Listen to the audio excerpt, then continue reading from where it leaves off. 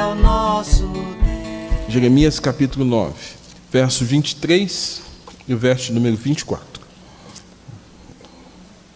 Aliás, vamos ler do verso 23 ao verso 26, tá bom?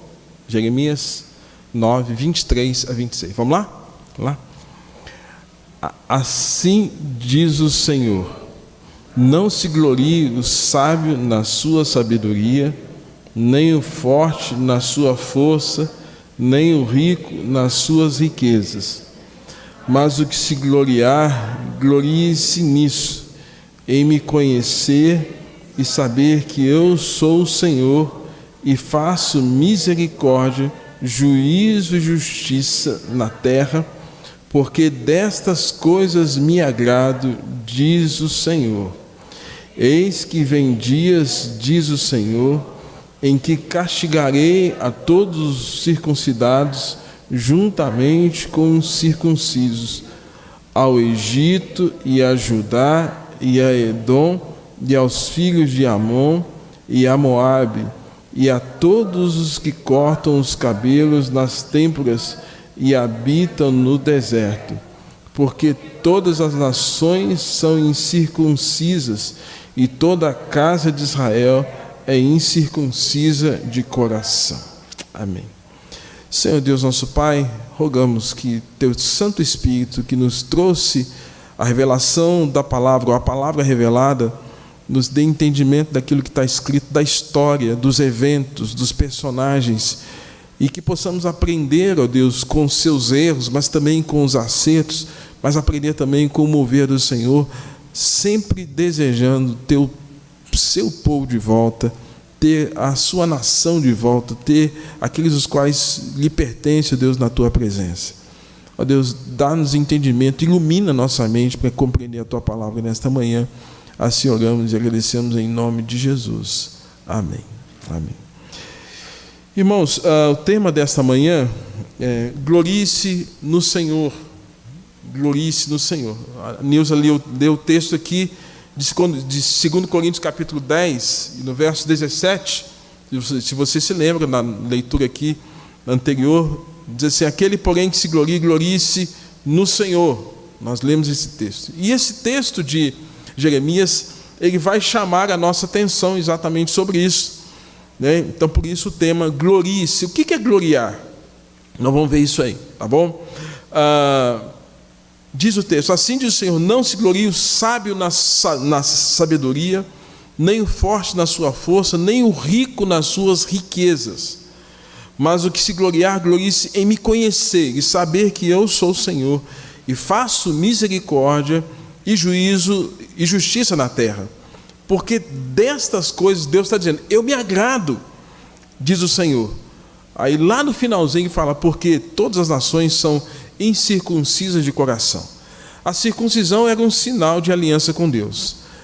E os homens circuncidados, corte do prepúcio do órgão genital masculino, era um sinal de aliança descrito lá em Gênesis capítulo 17. A ausência da circuncisão era sinal que não havia conversão.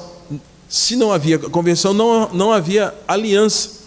Então Deus estava dizendo, na parte final aqui, que várias nações aqui eram nações incircuncisas. Deus estava inclusive incluindo Israel como uma nação incircuncisa. O que isso significa? Israel, você está vivendo como se não me conhecesse. Você está vivendo como uma nação que não tem conversão. Tá? Então é mais ou menos isso aí. Então me permitam voltar no final dessa exposição nesse texto aqui. Mas enquanto isso eu quero falar um pouquinho do contexto anterior, né? Na semana passada nós vimos o pano de fundo. O pano de fundo do livro de Jeremias, né? Se você não estava aqui, no capítulo de número 1, está falando do chamado de Jeremias. Deus chamando. Esse chamado é o que? A vocação de Deus para salvação. Então, além disso, tem esse chamado da vocação de Deus para o cumprimento de uma missão. Então, Deus havia chamado esse profeta. Nós vimos lá que ele deu várias desculpas. Senhor, não parte uma criança, não sei falar. E Deus foi quebrando Jeremias, dizendo: as suas desculpas não valem nada para mim. Vai e faz. Jeremias obedeceu e cumpriu as ordens de Deus. No capítulo 2, a gente vê algo diferente. Deus lembrando o compromisso da nação de Israel. Deus aqui, irmãos, no capítulo 2, ele se apresenta como um noivo no relacionamento com a noiva, né? Certamente os casados aqui se lembram muito bem quando foi o seu primeiro encontro, né? Como é que foi aquele encontro lá que você conheceu a sua amada, o seu amado, né? Eu lembro muito bem o dia que eu conheci a Verônica. Eu fui fazer um curso em Ipatinga. Os irmãos aí são de Caratinga, né? A minha esposa é de Ipatinga. Fui fazer um curso. Aí eu falo que no dia perfeito eu conheci aquela moça. Aí fiquei encantado, né? Mas não mostrei que estava gostando, não. Negócio de ficar mostrando que está gostando, né? E ela também. Eu tinha saído de um relacionamento, ela também. E de repente a gente começou a se olhar, e a mãe dela chamou os pastores para tomar um café. Esse negócio de café dá casamento mesmo, viu, gente? Tomar um café. Chamou os pastores e eu estava lá. E tinha um outro de olho nela. E eu estava na minha, né? Eu sou, né? Estava na minha. E de repente, irmãos, aquele encontro mudou. São 28 anos de casado. Mas o que a gente precisa entender? Que Deus é como esse noivo que está olhando para a noiva, e que a noiva está encantada com o noivo, e a ponto de, no capítulo 2, que Deus fala assim, que Deus via a afeição de Israel, Deus via o amor de Israel, Deus via a relação com uma noiva fiel, uma noiva encantada com seu noivo, e que, lembra lá daquele compromisso de Ruth e Noemi, onde quer que tu fores, onde pousares, teu povo, teu Deus, era mais ou menos isso aqui. E era essa relação de Israel com Deus. Porém, algo mudou. E Deus está lamentando que Israel havia abandonado, deixado a sua presença como uma fonte, um manancial de águas vivas, e deliberadamente cavaram cisternas rotas. Ou seja, aqui, irmãos, a gente tem uma verdadeira tensão entre a soberania de Deus. Deus é aquele que ele se dispõe como manancial de águas vivas, de ministrar, de fazer fluir, de fazer jorrar grandes coisas na vida do seu povo, na vida da igreja. Mas Israel está dizendo assim: nós não queremos esse Deus soberano, nós vamos cavar, nós vamos buscar as coisas de acordo com a nossa própria vontade. Aqui a gente tem um conflito evidente entre a soberania de Deus e a questão do livre-arbítrio. Quando o homem quer viver conforme do jeito que ele quer, da maneira dele, ele cava um poço que não retém água, a água é saloba, a água é ruim, a água é fedida, a água não sustenta, a água não alimenta. E Deus está dizendo: eu sou manancial, de mim flui muita coisa, mas vocês estão aqui cavando. É como se muitas vezes nós quiséssemos levar a vida do nosso jeito e colocarmos Deus de quê? De lado, tá? Então, Deus não mudou. Quem mudou foi Israel. Então, aquele amor, aquela afeição, aquela dedicação, não havia mais. O próprio Deus pergunta: que injustiça acharam vossos pais em mim, para de mim se afastarem, indo após a nulidade dos seus ídolos? Deus, o que eu fiz para vocês me abandonarem? É o mesmo que Jesus fala assim: o que eu fiz para vocês me crucificarem? O que eu fiz de tão ruim que vocês ficaram tão incomodados que eu tenho que ser crucificado em uma cruz? Deus está falando: o que eu fiz? Que dano que eu causei em vocês, que agora vocês estão se virando contra mim? Irmãos, é essa a questão. E aí, nós sabemos que Deus, ele tem duas coisas. Ele tem amor e, quem se lembra? Deus é amor e é justiça. Todo mundo acha, muita gente acha, que Deus é aquele Papai Noel bonachão, gordão, e que sai rindo para todo mundo. Deus não é isso, não. Se a sua cabeça tem isso como pensamento, você está equivocado sobre Deus. Deus não é bonachão, aquele Deus assim. Deus é amor, mas Deus é justiça. E nesse caso, na sua justiça, Deus está olhando para esse abandono que Israel teve dele, desse esquecimento que Israel teve acerca de Deus, e Deus agora está dando uma palavra dura. Quem se lembra lá... Obrigado.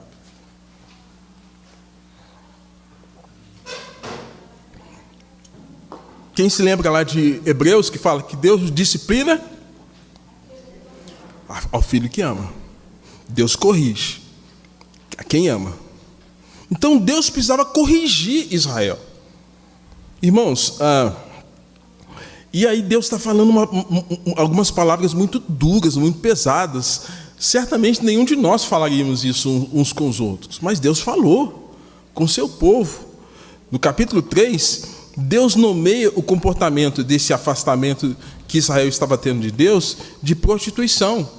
Deus fala assim, Deus nomeia o comportamento como prostituição e envolvimento com amantes. Quer dizer, o que é um amante? É alguém que não é o marido. E você se lembra que nós temos no livro de Oséias, Gomer sendo retratada como Israel, né?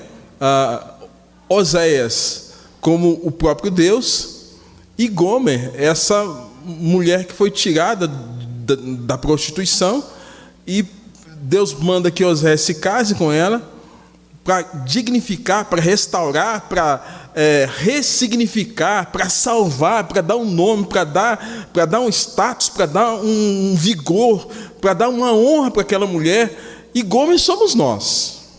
Nós éramos essa Gomer que estávamos na prostituição espiritual, desviados de Deus, e Deus nos chama. Vocês se lembram que, apesar do amor de Oséias, que representa o amor de Deus para com Israel, Gomer vai e se envolve com um dos seus amantes. Dá o nome da filha de quê? Quem se lembra? Desfavorecida. Depois se envolve novamente. O marido perdoa e se envolve novamente e dá um outro nome para essa outra criança que nasce. Chama o quê? Não meu povo. Não meu povo. Então percebo que nessa relação de estar casada com Deus e envolver-se com seus amantes, no comportamento de Gomer, era o comportamento de Israel. E que, na verdade, se assemelha também com a nossa vida. Nosso pecado se constitui um ato de prostituição. Nós buscamos outros amantes. A carne, o mundo, a nossa própria vontade, o nosso eu que precisa ser fortalecido, né? A gente precisa ser, eu tenho que fazer aquilo que eu quero e não aquilo que Deus quer. Então, isso fortalece o quê? A nossa carnalidade. Esses são os nossos amantes. Mundo, a carne, Satanás. O que está acontecendo? Deus está falando, Israel, você está se prostituindo. No capítulo 3, verso 21, Deus diz que Israel havia pervertido o caminho, esqueceu do Senhor. No capítulo 4, verso 4, Deus diz que Israel, naqueles dias, precisava se converter genuinamente. Até então, estavam vivendo como incircuncisos. Perceba, irmãos, Deus fez a aliança com quem? Quem se lembra? Com a primeira aliança lá atrás foi com quem? Noé. Ok, salvou ele, Noé achou graça. Uma segunda aliança foi com quem? Abraão. Olha, você circuncida e todo macho será circuncidado ao 8º dia, e essa circuncisão é uma aliança comigo. Deus, vocês vão estar casados comigo de tal forma que eu vou proteger. Eu sou o marido que cuida, eu sou o esposo que cuida. Só que Deus está falando, Israel, vocês estão vivendo como se vocês fossem incircuncisos, como se vocês não fossem da aliança, como vocês não me conhecessem. No capítulo 4, verso 14, irmãos, Deus diz que Israel, diz a Israel o seguinte: Israel, você deve se lavar da sua malícia para que seja salva. Diz ainda, até quando hospedarás contigo os maus pensamentos? Então, Deus é tremendo, né, irmãos? Deus é tremendo. E a Bíblia fala lá no Salmo 51 que Deus sonda os nossos Pensamentos. Deus sabia o que estava no pensamento da nação. E falou assim, o que passa na cabeça de vocês é só coisa podre, só malícia, né? E ele falou o pensamento de vocês, e vocês estão hospedando esse pensamento. Lembra daquele velho ditado que diz assim, você não pode impedir que um pássaro pouse na sua cabeça, não é? De repente pode pousar, pode até fazer uma caca, né? Quem já passou por isso? De repente caiu no ombro, na roupa, a roupa da ali caiu. Mas você pode impedir que faça o quê? Morada.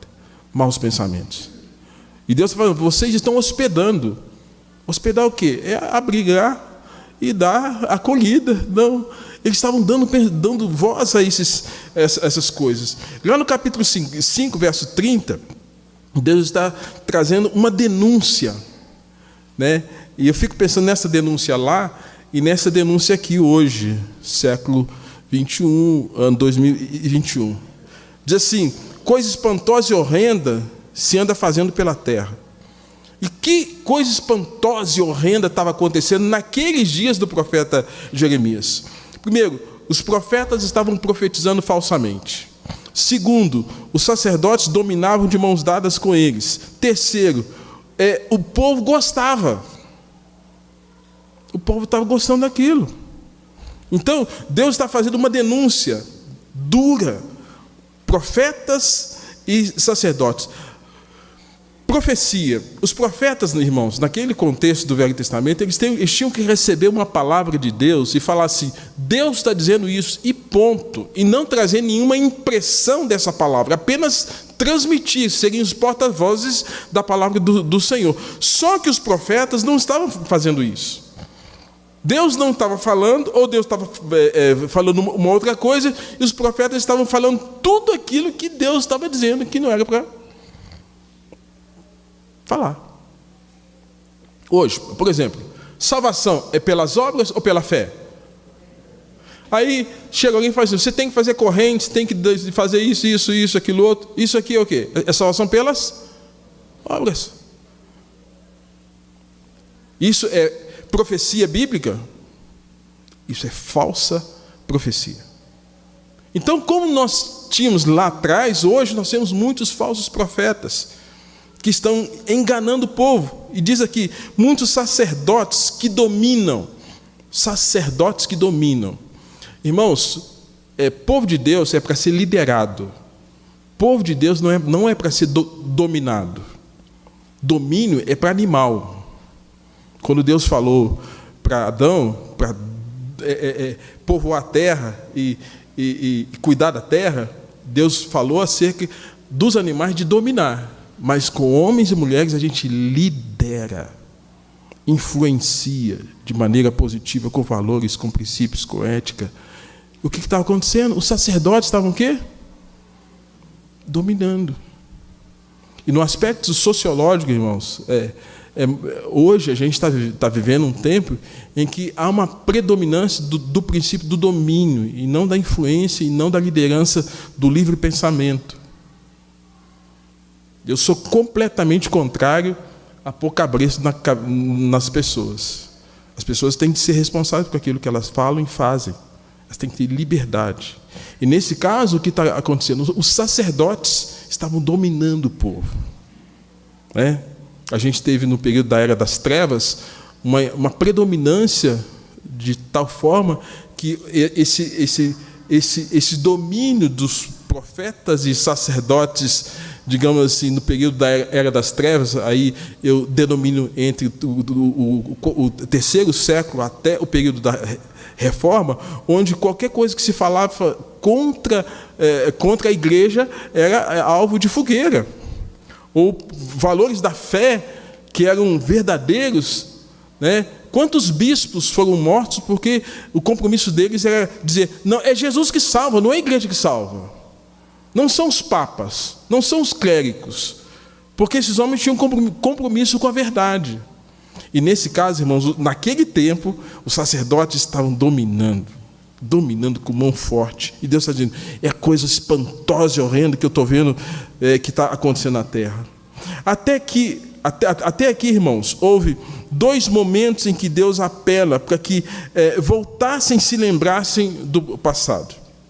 No capítulo 6, verso de número 16, vamos ler junto aqui, irmãos? Capítulo 6, verso 16. Abre aí a sua Bíblia. Capítulo 6, verso 16. Vamos ler junto aqui? Vamos lá? Assim diz o Senhor: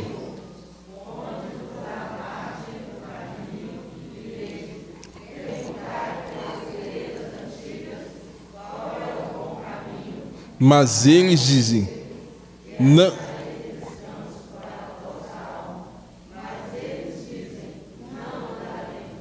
Perguntai pelas veredas antigas, qual é o bom caminho? Andai por ele e achareis descanso para a vossa alma. Mas eles dizem, não vamos andar. Gente, o que é isso? Deus está dizendo, gente, lembra do passado. E para Israel, esse passado tinha a ver com, desde quando Deus levanta Moisés, um tipo de Cristo, um libertador. Esse passado tinha, desde os momentos que Deus mandou as pragas contra o Egito, como disciplina, como correção, para que eles pudessem afrouxar o coração, e assim o povo de Deus ser libertado. 10 pragas houveram. E aconteceu então que agora passam pelo mar e são sustentados com codornizes, são sustentados com água, são sustentados com pão, com carne. Deus permite que durante o dia tivesse uma coluna de nuvem, durante a noite uma coluna de fogo para conduzir. Não teve nenhum tipo de atropelo. As roupas não se gastaram, as sandálias não se gastaram. Deus diz, lembra de quando vocês estavam assim. Vocês se lembram das veredas antigas, do caminho antigo, de quando eu cuidei de vocês? Então andem por esse caminho. Deus está fazendo um apelo. O pastor faz apelo, né? Faz apelo. Gente, vamos lá. E Deus está fazendo um apelo. Gente, apelo de Deus. Quem não escuta um apelo de Deus é porque de fato está com o coração duro. O apelo do pastor, a gente estimula, porque as pessoas possam tomar uma decisão entendendo que Deus, na sua soberania, vai agir. Mas Deus está fazendo um apelo. E aqui a resposta que eles estão dando para Deus é assim, Deus, nós não vamos andar. Nós não vamos andar pelas veredas antigas. Nós não queremos isso. Eu entendo, irmãos, que isso é rebeldia, é teimosia, é desobediência, é objeção, é agir com revelia. Nenhuma mudança vem com desobediência. O juízo e a justiça vêm com desobediência. Mas quando há obediência à palavra de Deus, tudo muda, tudo muda. Esses dias eu estava lá na casa dos meus pais, e meu pai se lembrou o dia que um irmão deficiente, chamado Sebastião, ele tinha uma deficiência motora, um dos que participou do processo da conversão dos meus pais na década de 60. E um dos primeiros textos que ele leu na casa do meu pai foi o Salmo 127. Se o Senhor não edificar a casa, em vão vigia a sentinela. Se o Senhor não guardar a cidade, inútil será levantar de madrugada, repousar à tarde, comer o pão que penosamente granjeaste. Aos seus amados ele dá enquanto dorme. Meu pai não esqueceu desse texto. E lembrou desse texto esses dias que a gente estava reunido em família. Quando a palavra entra, quando a palavra é crida e obedecida, tudo muda. Mas quando a palavra é esquecida, e aí obstinadamente Israel fala assim, nós não vamos obedecer. É rebeldia. Oséias capítulo 4, verso 6. Capítulo 4, verso 6. Nessa história que eu citei sobre Oséias, Deus diz assim, o meu povo está sendo destruído porque lhe falta conhecimento, visto que esqueceste da lei de Deus. E naquele contexto, dos dias de Jeremias 627, que estava acontecendo? Israel deliberadamente estava dizendo: nós não vamos fazer o que Deus quer. Gente, que povo doido! Que povo doido! Que povo doido! Irmãos, então qual era a orientação de Deus para o profeta Jeremias diante desse cenário todo? Onde tem essa relação quebrada, dessa aliança quebrada de Israel com Deus, Deus falando, querendo trazer de volta. Qual era a missão do profeta? Que também prefigura a missão da igreja nos dias de hoje, a sua missão, a minha missão, a nossa missão como igreja, em termos de voz profética. Qual era a orientação, quais eram as orientações que definiriam a ética, o comportamento, né, daqueles que haveriam de servir ao Senhor? Deus, então, chama o profeta novamente. Agora você vai ver lá no capítulo 7. Abra lá no capítulo 7, eu vou discorrendo aqui, não vou ler o texto todo, mas diz assim: palavra que da parte do Senhor foi dita a Jeremias, capítulo 7, verso 1. Jeremias, põe-te à porta da casa do Senhor e proclama ali esta palavra, e diz: ouvi a palavra do Senhor, todos vós de Judá, os que entrais por essas portas para adorares ao Senhor. Assim diz o Senhor dos Exércitos, Deus de Israel: emendai os vossos caminhos e as vossas obras, e eu vos farei habitar neste lugar. Não confieis em palavras falsas, dizendo: templo do Senhor, templo do Senhor, templo do Senhor é este. Mas se deveras emendares os vossos caminhos e as vossas obras, se deveras praticares a justiça, cada um com seu próximo, se não oprimirdes o estrangeiro, o órfão e a viúva, nem derramardes sangue inocente neste lugar, nem andardes após outros deuses para o vosso próprio mal, eu vos farei habitar neste lugar, na terra que vos dei a vossos pais desde os tempos antigos e para sempre. Eis que vós confiais em palavras falsas que para nada aproveitam. Que é isto? Furtais e matais, cometeis adultério e jurais falsamente, queimais o incenso a Baal e andais após outros deuses que não conheceis. E depois vindes e vos pondes diante de mim nesta casa que se chama pelo meu nome e dizeis: estamos salvos, sim, só para continuares a praticar abominações. O que está acontecendo aqui, irmãos? Primeiro, Deus está ainda nesse compromisso de chamamento do profeta, fala assim: a sua missão, Jeremias, é pôr-se à porta da casa do Senhor e proclamar, e falar, e anunciar. E o que você tem que falar, Jeremias? Diga ao povo: emendai os vossos caminhos e as vossas obras. Ou seja, aquilo que está quebrado, aquilo que não está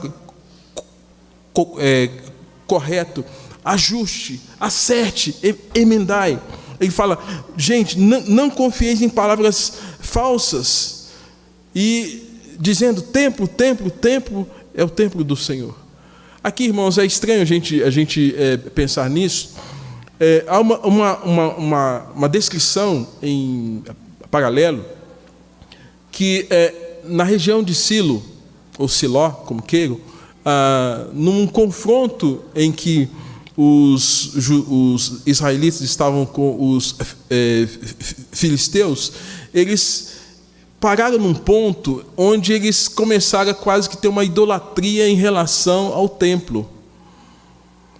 Então eles estavam olhando para o templo, mas não estavam olhando para Deus, de tal forma que é como se eles sacralizassem aquele lugar, né? E essa sacralização fosse uma consciência errada, de tal forma que eles esquecessem de que Deus era maior que o templo.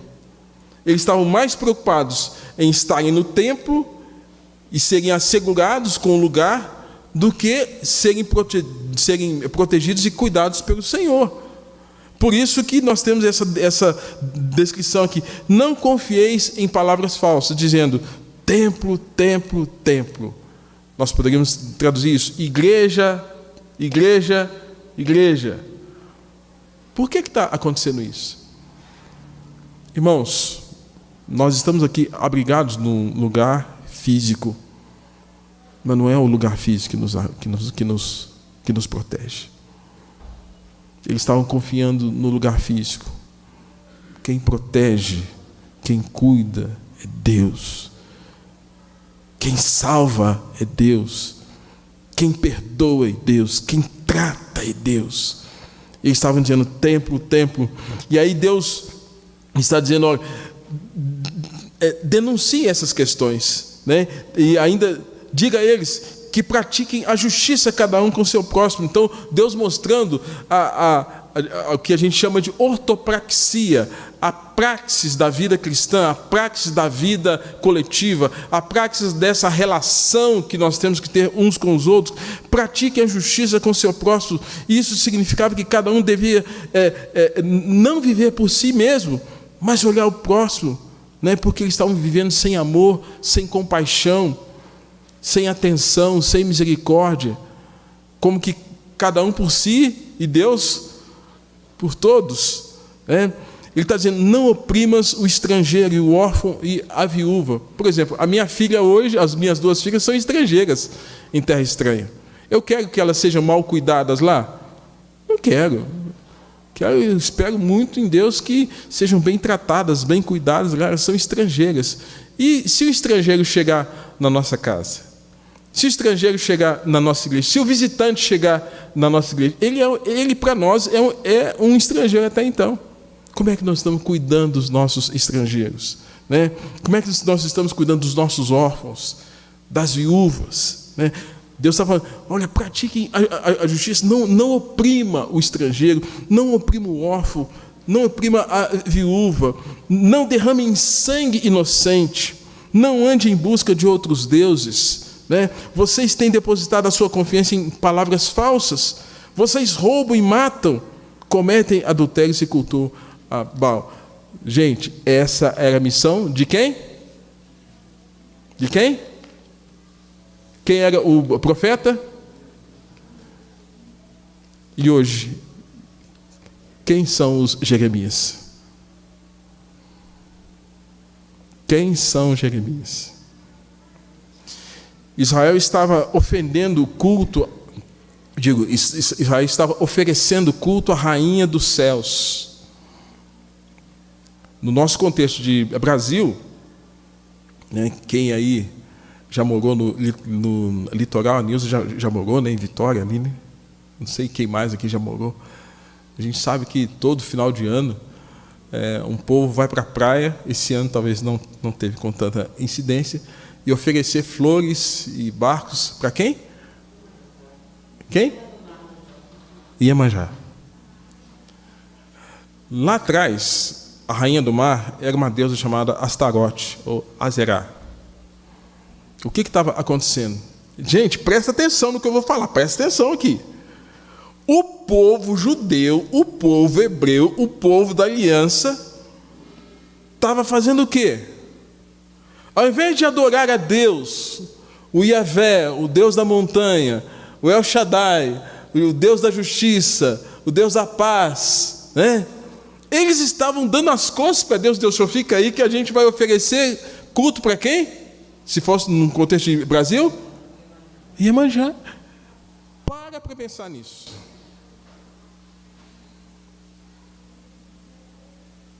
O povo estava oferecendo culto nos dias de hoje a Iemanjá. Que absurdo. Que absurdo. Mas, amados, nós não precisamos ir muito longe, não. Tudo aquilo que para nós passa a ser algo de falta e cria em nós um senso de dependência pode ser o nosso ídolo. Nós não podemos pensar que ídolo é só aquela imagem feita e que alguém adora e que alguém venera.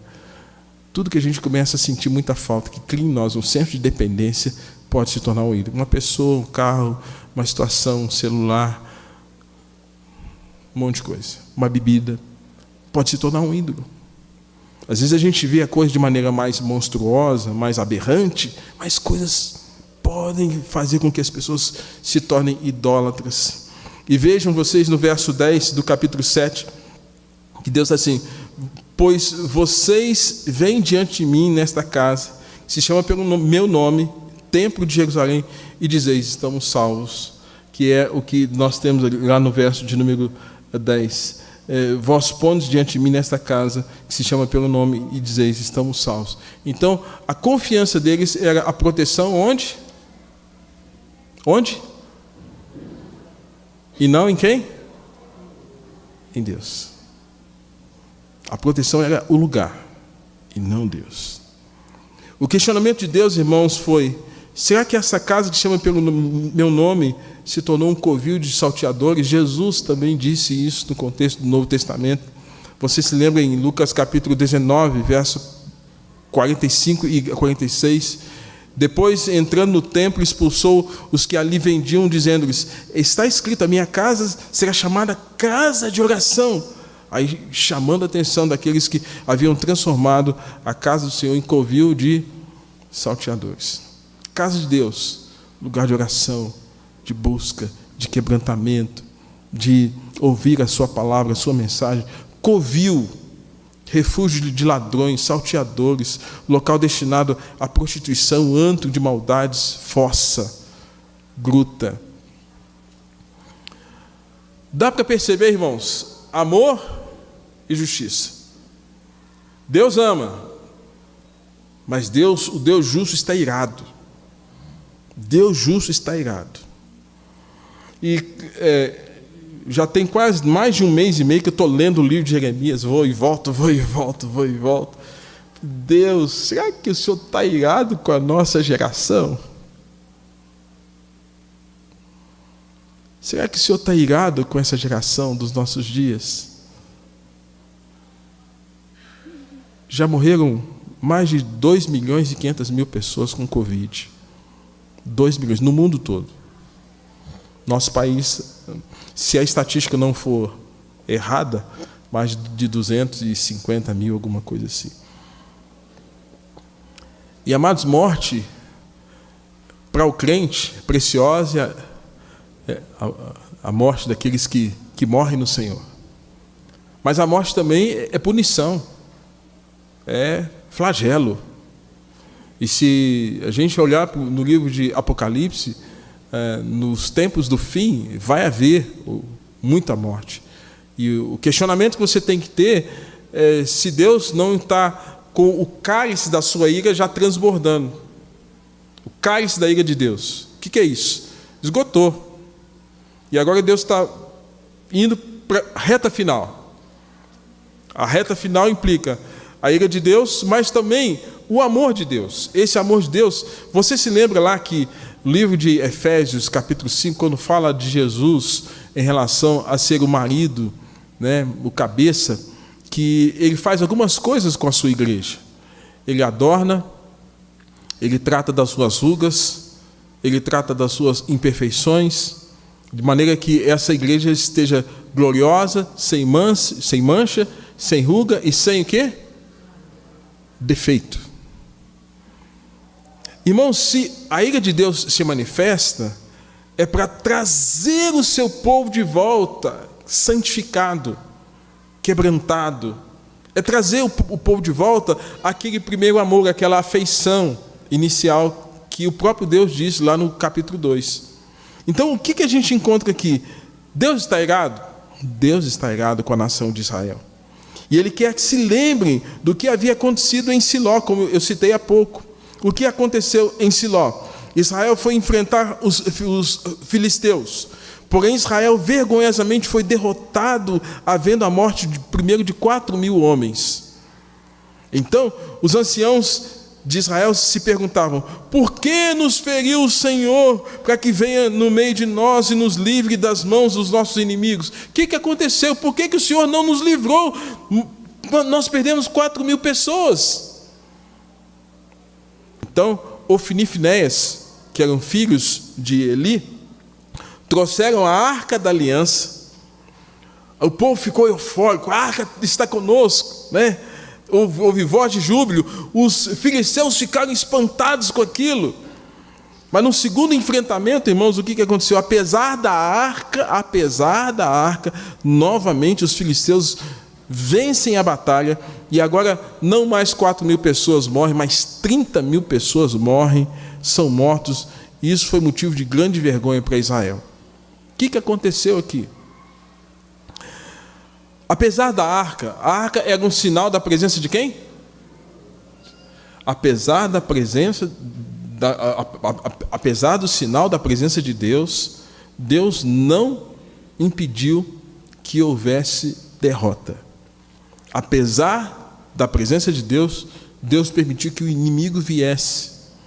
E de alguma forma, apesar dessa circunstância, irmãos, aconteceu então essa segunda derrota dos israelitas. Esse fato aconteceu entre 1050 e 970 a.C., nos dias do profeta Eli e Samuel. Deus está lembrando eles algo que aconteceu lá atrás e falando: olha, em Siló aconteceu isso, está acontecendo a mesma coisa com vocês aqui agora. Deus estava refrescando a memória dos israelitas, trazendo essa história de volta. Daí Deus dizer à nação: eu vos falei começando na madrugada e vocês não têm ouvido. Eu vos falei, chamei-vos e não respondestes. Farei com vocês o mesmo nos dias em que foram destruídos em Siló.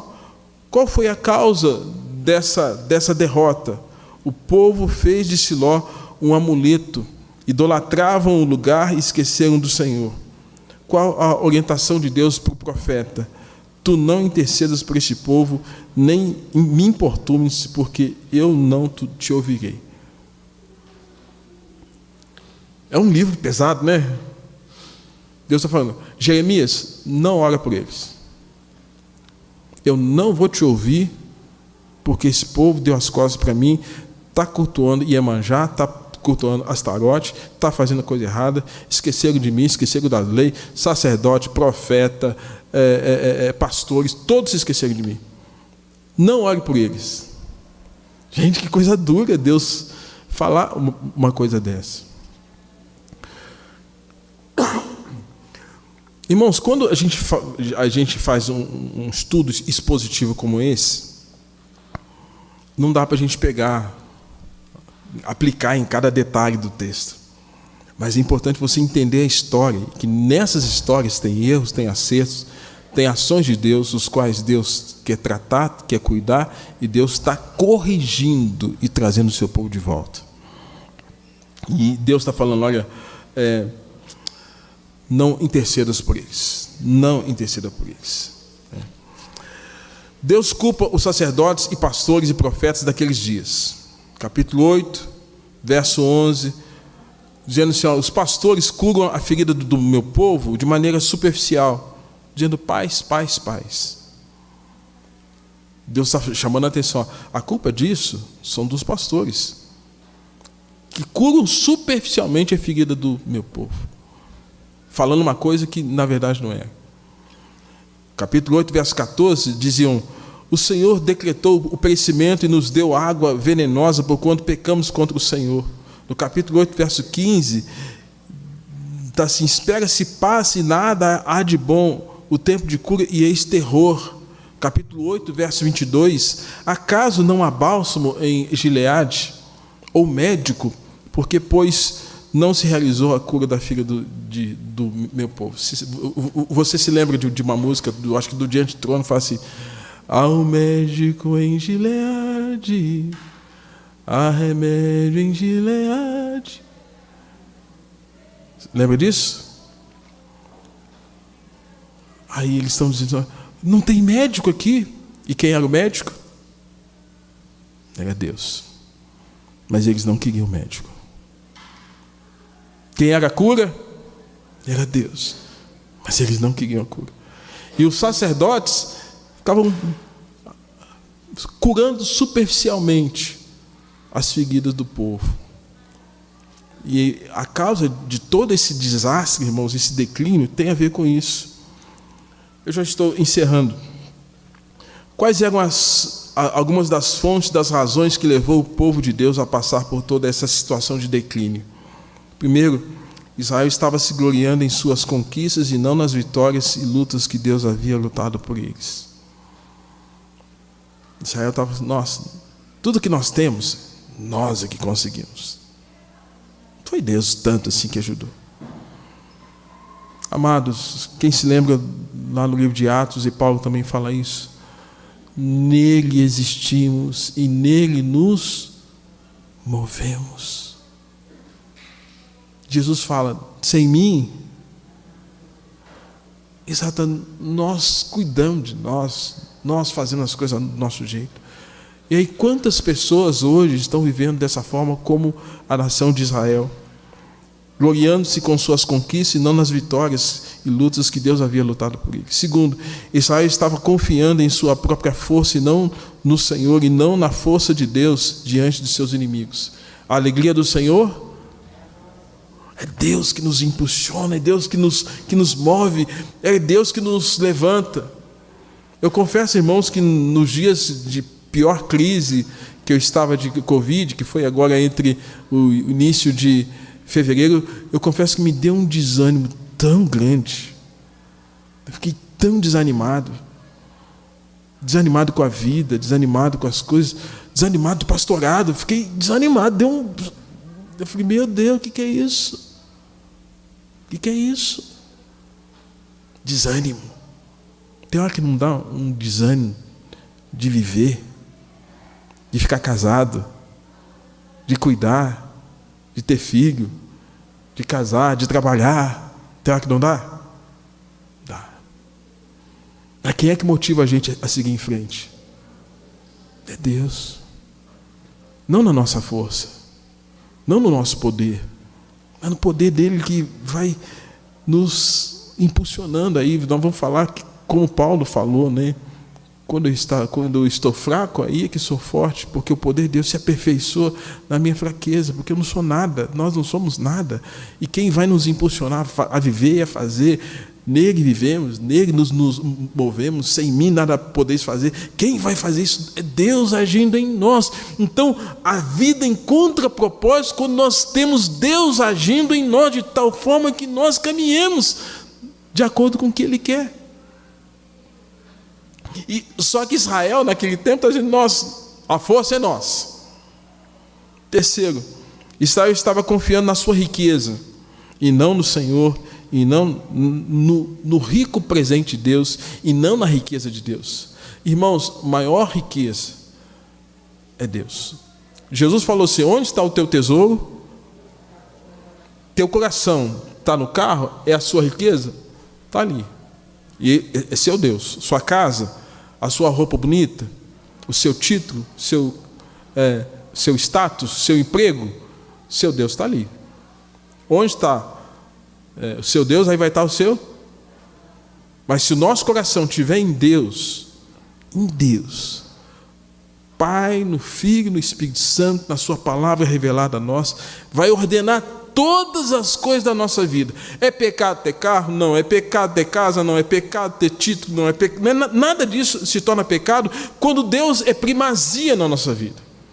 Mas quando Deus não é primazia, nós temos uma facilidade enorme, muito grande, de colocar o nosso coração nessas coisas. E Israel estava fazendo dessas coisas nulas, fúteis, boçais, nulas, conforme o profeta diz e o próprio Deus diz, fazendo disso um Deus, a riqueza deles. E quarto, irmãos, Israel estava se orgulhando do próprio conhecimento e não do conhecimento que vem de Deus. O que deveriam saber e fazer? Primeiro, que o conhecimento de Deus precede todos os outros conhecimentos do ser humano. O conhecimento de Deus precede todos os outros conhecimentos. Segundo, que o Senhor manifesta misericórdia, se compadece, perdoa e tem disposição para perdoar quem se volta para Ele depois de um tempo de afastamento. Terceiro, que Israel deveria saber que o mesmo Deus que perdoa, pune por meio do juízo, corrige, disciplina. O temor do Senhor é límpido, permanece para sempre. Os juízos do Senhor são verdadeiros e todos igualmente justos. Deus é justo. E lembre-se que em Siló, mesmo com a arca da aliança, Deus permitiu que fossem derrotados. Morreram 4.000, depois 30.000. Justiça de Deus, juízo de Deus. Quarto, que Deus manifesta a sua justiça na terra. E essa justiça, irmãos, foi aplicada por meio do sacrifício de Jesus Cristo. Deus, entre você e Jesus, Deus resolveu punir o seu filho, ao invés de punir você mais do que deveria. E quando Deus puniu Jesus, a cruz é esse sinal de punição, de sacrifício. Então, quando nós olhamos para a cruz, olhamos para alguém que foi punido em nosso lugar, alguém que pagou o preço em nosso lugar, alguém que recebeu a dor em nosso lugar, alguém que recebeu o prego em nosso lugar. E, consequentemente, quando nós cremos nesse sacrifício de Jesus realizado na cruz, nós cremos naquele que se tornou para nós a justiça de Deus. E essa fé é que vai nos justificar diante de Deus, né? Deus manifestou essa justiça. Quinto, que não somente Israel, mas toda a terra e a casa a casa de Israel era incircuncisa de coração. Apesar de um mundo big tech ou high tech, como queiram, né, de grande tecnologia, da alta tecnologia, irmãos, por mais que nós tenhamos tecnologia, há muita gente ainda que não entregou a vida para Jesus, que não tem compromisso com Deus.